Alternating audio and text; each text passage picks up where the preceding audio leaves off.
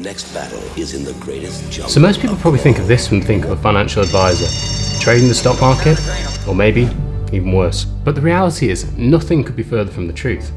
What a good financial advisor does is works with you and your family to plan your finances so you make the most out of life. It's ultimately a people job where you hold a really privileged place in people's lives. It's a profession which can involve long hours and a lot of exams, but I've found it's a career that's incredibly rewarding.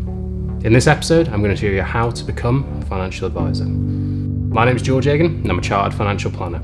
So I know a few of you following me are aspiring financial planners, so I thought I'd put together a video on how to become a financial advisor. I probably have to caveat, these are only my views, which is a product of my own experience, so I'm certainly not the absolute authority on this. I just thought it'd be worthwhile putting across my perspective, as I hope it can offer you some value. So let's start with qualifications. So any regulated financial advisor in the UK has to meet minimum qualification standards. There are various professional bodies you can get your qualifications from. The Chartered Insurance Institute, or the CII, is probably the best known, and it's the one that I'm a member of. There is also the Chartered Institute for Securities and Investments, the CISI. There is a perception that perhaps the CII route is a bit more academic. I have no idea whether that's true or not, as I haven't done anything with the CISI yet, but I'll lead into that because it suits me.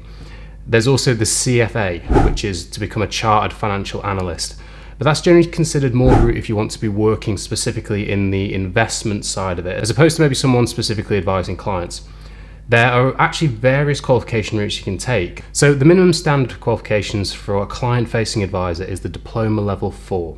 And I'm just going to give you an example of the CII syllabus, which is 6 exams, which covers financial services, regulation and ethics, investment principles and risk, personal taxation, pensions and retirement planning, and then financial planning. This is the minimum amount you need to do a client-facing role, but in my humble opinion, you could probably fire through those exams and you'd probably be quite a naff advisor.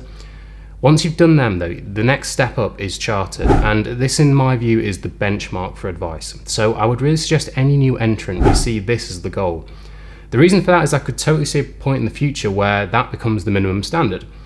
But also you need 5 years of experience in addition to more complex exams. So the exams are more advanced, where you'll be dealing with more complex financial planning issues, but for good reason. There's a reason why the chartered title is the one that tends to be well regarded as far as public trust. I also think if you're getting into the profession, you should want to be the best you can be and to be pushing the profession forward, and getting chartered certainly helps and shows your commitment to that. One of the real benefits to become a financial advisor is that the exams are actually pretty affordable. If you think about a normal MBA, costs can vary, but it can be up to like 30 grand. The average cost of an exam is about £250 to £300 to become a financial advisor. And a lot of employers will also help fund these exams. So even if you did need to self-fund, the cost actually isn't that onerous. My personal suggestion would be you make sure you have a balanced technical view when approaching exams. It's your own choice, but the idea is that through these exams you want to be the right person to help people. So having a more broad understanding of financial planning topics is important. Although it's probably worth saying the exams alone will not make you a good advisor. In fact, the exams only really cover a fraction of what makes you a good advisor, and a bit more on that later. Okay, so let's go into career paths now. And there isn't one route, but there are lots of options. You could, for example, get a degree in finance and then start off with a scheme with a financial advisory firm.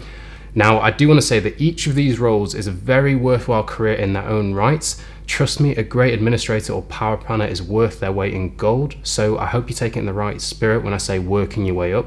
That's purely because this video is called How to Become a Financial Advisor. So it's with all that destination in mind. If you've got no experience in finance but you just want to get some experience, get into an admin position, start your exams, maybe self-fund the first few.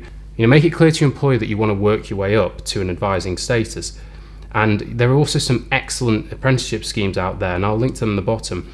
But just make sure when you talk to the company, you talk to them about opportunities for progression. And power planning in my view is a great job, as there's a real shortage of them, and it's a great bridge into advising.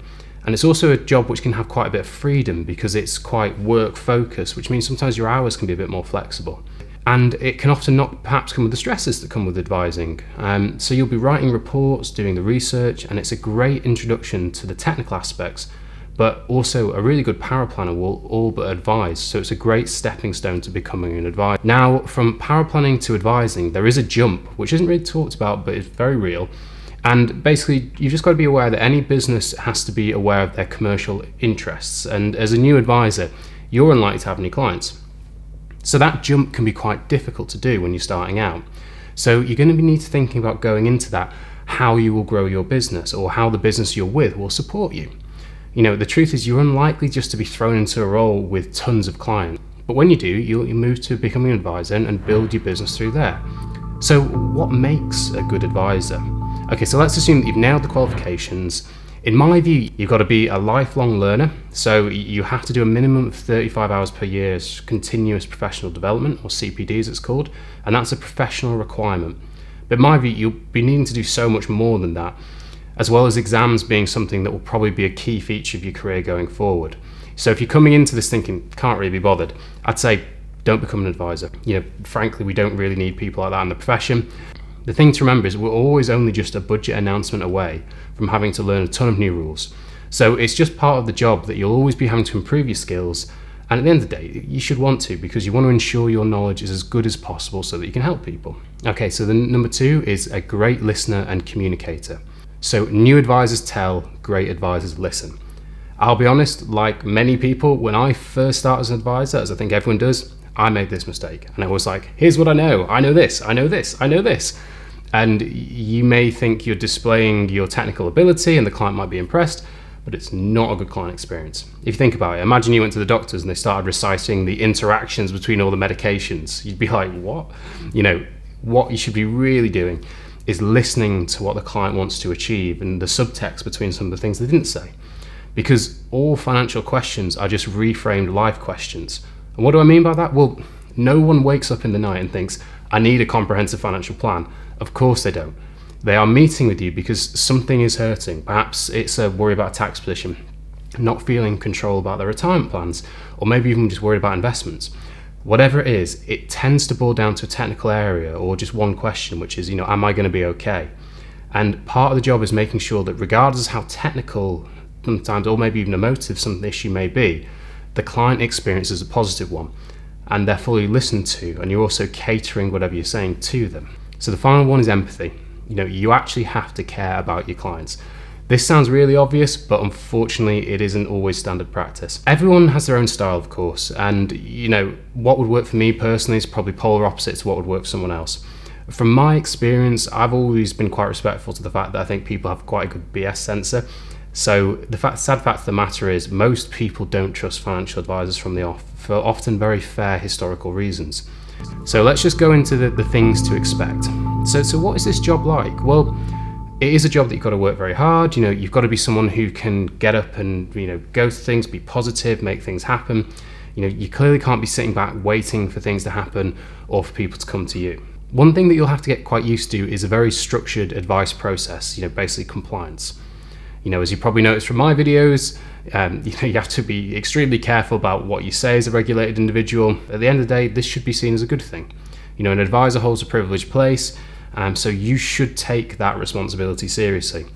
But you will be working with a very strict regulated process, and like a lot of areas like this, you may have, for example, an hour, 2 hours with a client, but all the work and the processes around that is what takes the time. It's the compliance element. Okay, so let's talk about advising versus planning.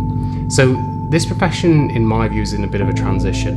In fact, I was going to call this episode How to Become a Financial Planner, but basically no one really knows what a financial planner is, so I didn't want to make that video in case no one clicked on it. Well, what's the difference? Well, you could probably define advising as more transactional and planning is more long-term focused, with the plan being the starting point as working from there as opposed to just a single piece of work. Is one terrible and one great? No, not at all. A lot provide a mixture, and at the end of the day, sometimes advice is just best as a one-off thing, and that's not necessarily a bad thing. The difference between the two, though, is that planning is much more personal and goals orientated. So it will be a lot more focused within building a financial plan from scratch using various modelers, focus on the goals, really working to uncover what everyone's goals are, because very few people actually sit down and talk about these things, and then work from there. In my humble opinion, the future successful advisors or planners will be the ones who can be more planning focused. Not that there's anything wrong with transactional work, but the reason I like working with clients long term is I actually think the service and experience is much better that way, and that's where the real value lies. Planning is having that relationship of trust and helping families through various life stages. And this can include things like coaching, fully identifying goals, doing more complex tax planning. I would argue this is where the future of the profession is, but this is just my view. I could also very much see a bit of a fragmentation of the service an advisor delivers going forward. So if we think about some of the big effects of the internet, we can make services for the mass market now. The service a really great advisor delivers is almost the opposite of that. It's quite hyper-personal. It's encompassing coaching, bespoke planning. It's understanding the difference between information and application that we all experience on a day-to-day basis. And it's very individual because everyone's circumstances and relationship with money is so individual. So the issue we have right now in delivering this is what's called the advice gap, where the reality is that there's a lot of people who would really benefit from some form of planning, but perhaps can't afford what would understandably be quite a reasonable cost to have a well-qualified, heavily regulated financial advisor and all that comes with it. So there's a lot of people out there who would potentially really benefit from professional advice who can't get it. That the reality is for an advisor, eventually, the other problem advisors have is that they can only really help about 100 to 150 people of clients due to time constraints if they want to be that focused. This may sound like a lot, but it really isn't over a career. So at some point, you'll kind of start to get maxed out. So I could totally see a position through technology where you've got quite a lot of people who you help through one hand on the more basic things, but then having your core clients where you deliver a service which is really bespoke, and that becomes part of the sort of future advisor's proposition. So mentors. So one thing I would really give you a tip on, which has really helped me in my journey, is that if you do really care about getting into the profession, the great news is that there are tons of mentors and you need to be learning as fast as you can from other professionals. And the great thing about it is that there are lots of great professionals out there putting out amazing content which you can absorb, and learn, and perhaps maybe, focus in on what you like about what they've done or maybe what you don't like. And this will all become part of adapting your overall style and perspective. Fundamentally, your success with clients will rest very much on being how grounded you are as a financial planner. So what you are about is important, how consistent your message is and what you're putting out into the world. This stuff really matters in my. For me, there were quite a few financial planners who were putting out great content, who really shaped the type of advisor I wanted to be. So the people I followed on my journey was, Pete Matthews. I've mentioned him quite a few times in the video, but Pete, apart from being an absolute legend and really nice guy, he's a superb communicator, and you really get that sense through the podcasts. So I would definitely suggest listening to his content, the earlier episodes, even if you've done some exams.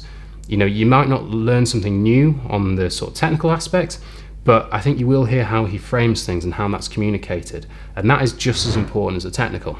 So next one is Andy Hart. Andy runs the Maven Money podcast, a behavioural finance podcast, and also Humans Under Management, which is part of his behavioural finance conferences and work. For those who follow me, you've seen some of the episodes such as 3 types of risk, which have been really heavily influenced. King of the precise one-liners, really creative guy. And as Nick Murray would say, the messenger is the message.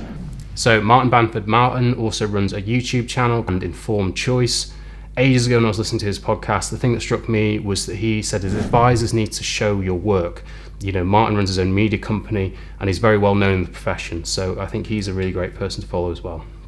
So Catherine Morgan. Catherine runs a podcast. She's got some excellent perspectives on the financial coaching aspect and the importance of that side about what we do. In the episode Money's a Story We Tell Ourselves, that was a real influence. And just kind of consuming some of her content was a real influence about that aspect of the job. So Next Gen Planners. So I'm a member of Next Gen Planners, and it is a network of forward-thinking planners. It's an incredible community, and I'd certainly recommend anyone who is serious about the profession joining it. So there have been my thoughts about financial planning, potentially the future of the profession. I hope you potentially found that useful. I have no idea if anyone wanted to see this type of content, so if you did enjoy it, please let me know in the comments and I might make some more stuff like this. This has been Principles Personal Finance. I really appreciate you watching. I'll see you next week.